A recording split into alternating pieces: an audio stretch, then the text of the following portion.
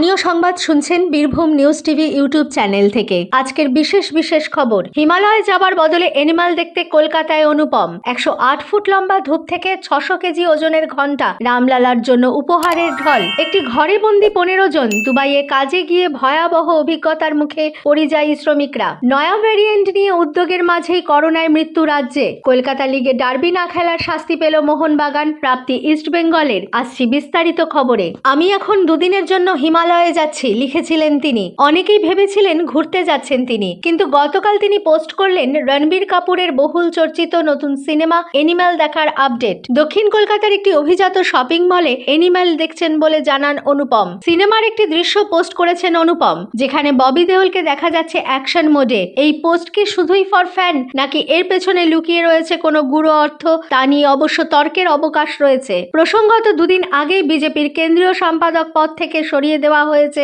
অনুপম হাজরাকে। মঙ্গলবার শাহী সফরের পরেই আসে সিদ্ধান্ত।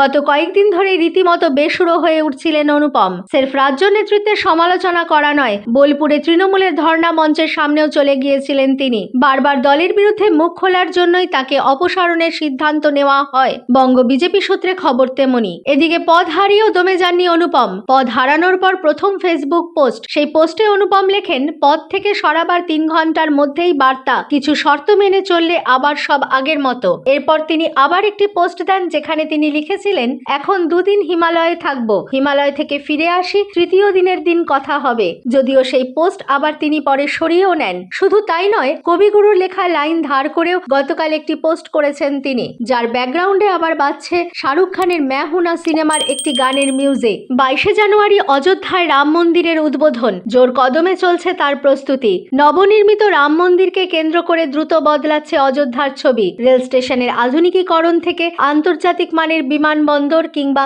সরযূ তীরের সৌন্দর্যায়নের ছোঁয়ায় বদলাচ্ছে অযোধ্যার অর্থনৈতিক প্রেক্ষাপট। সেজে উঠছে রাম জন্মভূমি। আর ছোট্ট রামলালার জন্য আসমুদ্র হিমাচল থেকে আসছে উপহার। ভালোবাসা উজাড় করে দিচ্ছে বিভিন্ন রাজ্যের বিভিন্ন সংস্থা। উপহার আসছে বিদেশ থেকেও। পুরাণে বলা হয়, রামলালার মাতুলালয় ছত্তিশগড়ের চাঁদখুড়িতে, আর নেপালের জনকপুরে জন্ম হয় সীতার। সূত্রের খবর, অযোধ্যায় রামলালার প্রাণ প্রতিষ্ঠা উপলক্ষে এই দুই জায়গা থেকে আসছে প্রচুর উপহার। অন্যদিকে রাম মন্দির উদ্বোধনের আগে অনেকেই নিজের শরীরে তার ছাপ রাখছেন। কাজ বেড়েছে ট্যাটু শিল্পীদের। অনেকেই হাতে তৈরি রাম মন্দিরের মডেলের পসরা সাজিয়ে বসেছেন বাজারে। বদলে যাওয়া রামনগরী অযোধ্যায় গাইডের কাজ করছেন স্থানীয়দের কেউ কেউ। বীরভূম নিউজ টিভি ইউটিউব চ্যানেলের তরফ থেকে করোনা ভাইরাসের সংক্রমণের হাত থেকে নিজেকে সুস্থ রাখতে মাস্ক ব্যবহার সহ যথাযথ নিরাপত্তা ব্যবস্থা নিতে অনুরোধ করা হচ্ছে। নয়া ভ্যারিয়েন্ট নিয়ে উদ্যোগের মাঝেই মৃত্যু হলো এক করোনা আক্রান্ত বৃদ্ধের। স্বাস্থ্য দফতর সূত্রে জানা গিয়েছে,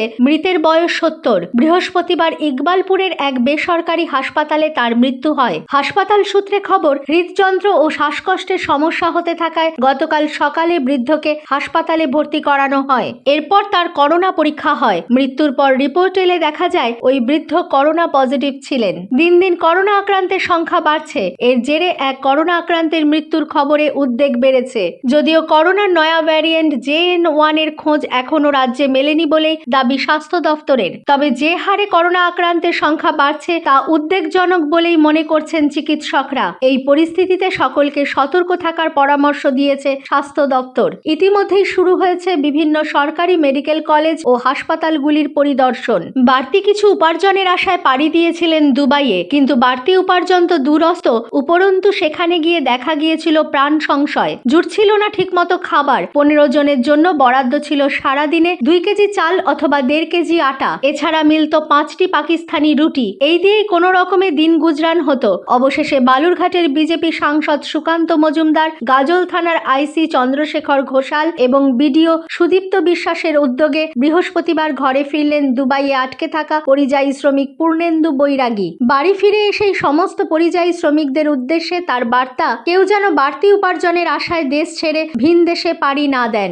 গুরুত্বপূর্ণ ফাইল চেয়েও পাচ্ছে না সিবিআই। শিক্ষা দফতরের কাছে শিক্ষক নিয়োগ সংক্রান্ত গুরুত্বপূর্ণ ফাইল চেয়েও পাচ্ছে না সিবিআই। শিক্ষক নিয়োগের সিদ্ধান্ত সম্পর্কিত ফাইল এখনো অধরা। চেয়ে পাঠানো হলেও ফাইল হাতে পায়নি সিবিআই। গত 15 দিন আগেও বেশ কয়েকটি ফাইল চেয়ে পাঠানো হয় শিক্ষা দফতর ও এসএসসির কাছে। সিবিআই সূত্রে খবর, ওই কয়েকটি ফাইলে শিক্ষক নিয়োগ সংক্রান্ত চূড়ান্ত সিদ্ধান্ত সম্পর্কিত নথি রয়েছে।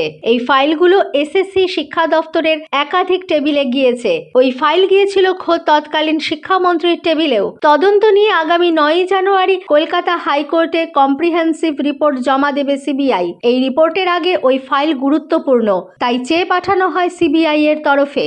নাগরিক না হলে সরকারি সুবিধা পাচ্ছেন কি করে? সিএএ নিয়ে নাম না করে দেগঙ্গার সভা থেকে কেন্দ্রীয় স্বরাষ্ট্রমন্ত্রী অমিত শাহকে পাল্টা নিশানা মমতা বন্দ্যোপাধ্যায়ের। বললেন, সমাজে ভাগাভাগি করার জন্য এসব করা হচ্ছে। কড়া সুরে তৃণমূল নেত্রী বললেন, ভোটের সময় বড় বড় কথা বলে ভোট চাইতে আসে, কিন্তু তৃণমূল যে এই ধরনের ভাগাভাগিকে প্রশ্রয় দেয় না সেটাও স্পষ্ট করতে চাইলেন মুখ্যমন্ত্রী। বললেন, আমরা সকলকে পাট্টা দিচ্ছি যাতে তাদের উদ্বাস্তু হয়ে থাকতে না হয়। মুখ্যমন্ত্রী আরো বললেন, মতুয়া বাড়ির সৌন্দর্য কে করে দিয়েছে? আমরা করেছি। শুধু নির্বাচনের সময় বড় বড় কথা। একটু মতুয়া ঠাকুরের বাড়িতে ঘুরে এসে বলবেন ভোটটা আমাদের দাও। তৃণমূল নেত্রীর মতে, মনে রাখবেন আপনারা সকলে এই দেশের নাগরিক, না হলে রেশন পাচ্ছেন কি করে? আপনারা স্বাস্থ্যসাথী পাচ্ছেন কি করে? আপনারা প্যান কার্ড আধার কার্ড হচ্ছে কি করে? এগুলো ঠিক ছলনা। তার অভিযোগ, সমাজে ভাগাভাগি করার জন্য সিটিজেনশিপ কার্ডের এই চেষ্টা। বাংলা শস্য বীমা যোজনার আওতায় চলতি রবি মরশুমের জন্য ফসলের বীমা করার সময়সীমা বাড়ানো হয়েছে। কৃষি দফতর এক বিজ্ঞপ্তিতে জানিয়েছে, আলু, গম, ভুট্টা, ছোলা, মুসুরি, সর্ষে চাষিরা আগামী 15 জানুয়ারি পর্যন্ত প্রকল্পে নাম নথিভুক্ত করতে পারবেন। বোরো ধানের জন্য নাম নথিভুক্তকরণের সময়সীমা বাড়িয়ে করা হয়েছে 31 জানুয়ারি। নতুন বছরে বাংলা সহায়তা কেন্দ্র থেকে আরও কিছু নতুন পরিষেবা মিলতে চলেছে। এখন থেকে ভূমি দফতর সংক্রান্ত 3টি পরিষেবা মিলবে বলে সরকারি সূত্রে জানানো হয়েছে। রেজিস্ট্রেশনে স্ট্যাম্প ডিউটি দেওয়া যাবে। জমির দলিলের সার্টিফাইড কপি পাওয়ার জন্য আবেদন করা যাবে। ই অ্যাসেসমেন্ট স্লিপের কপি ও ই রিকুইজিশন স্লিপও মিলবে বাংলা সহায়তা কেন্দ্র থেকে। বাংলা সহায়তা কেন্দ্রগুলি থেকে এ পর্যন্ত মোট 38টি বিভাগের 272টি রকমের জনসেবা পাওয়া যেত। এবার থেকে 257টি পরিষেবা পেতে চলেছেন সাধারণ মানুষ। ন্যায় বিচারের দাবিতে এবার জেলা জজের দফতর থেকে ঢিলছোড়া দূরত্বে অবস্থানে বসেছিলেন মাতৃহারা যুবতী। অভিযোগ, চিকিৎসায় গাফিলতির জেরে মারা গিয়েছেন মা। মামলা করায় উল্টে তাঁকেই হুমকি দিচ্ছেন অভিযুক্ত চিকিৎসক। আরও তার দাবি, মেদিনীপুর জেলা দায়রা আদালত চত্বরের অদূরে ঘটনাটি ঘটেছে। অভিযুক্ত ডাক্তার সমস্ত অভিযোগই অস্বীকার করেন। তবে আজ কেস ডায়েরি দেখে অভিযুক্তের জামিন নাকচ করেছেন বিচারক। এর জন্য কয়েক মাস পিছিয়ে যেতে হবে। যুবতীর দাবি, গত 20 সেপ্টেম্বর মেদিনীপুরের একটি বেসরকারি নার্সিংহোমে জরায়ুতে টিউমার নিয়ে ভর্তি হন তার মা দীপালি খামরাই। অপারেশনও হয়েছিল তার, কিন্তু দীপালির কন্যার বক্তব্য, অপারেশনে গাফিলতির জেরে তারপর থেকে মায়ের পেট ফুলতে থাকে। এরপর আরও একটি সার্জারি করা হয়েছিল দীপালির। 26 সেপ্টেম্বর মারা যান তিনি। যুবতীর অভিযোগ, এই নিয়ে কোতোয়ালি থানায় লিখিত অভিযোগ করা হলেও এফআইআর নেওয়া হয়নি। পরে মেদিনীপুর আদালতে আবেদন করলে কোর্টের নির্দেশে 27 সেপ্টেম্বর এফআইআর হয়। কিন্তু অভিযোগ, তারপর থেকে অভিযোগকারীর সঙ্গে থানা কোনো কথা বলেনি।